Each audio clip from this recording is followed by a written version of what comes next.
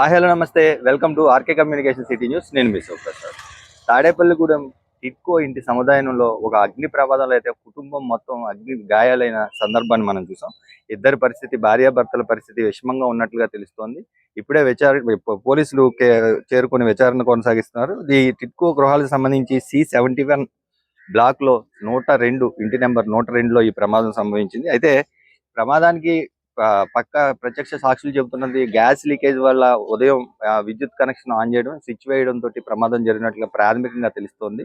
అయితే ఈ ప్రమాదంలో బోడపాడు మురళి 37 సంవత్సరాల వయసు, భార్య కుమారితో పాటు యువతి వీళ్ళ కుమార్తె నీలిమ కూడా గాయపడినట్లుగా తెలుస్తుంది. భార్యాభర్తలిద్దరికి గాయాలు అధికంగా ఉండడంతో ప్రస్తుతం తాడేపల్లిగూడెం ప్రభుత్వ ఆసుపత్రిలో చికిత్స అందిస్తూ ఉన్నారు.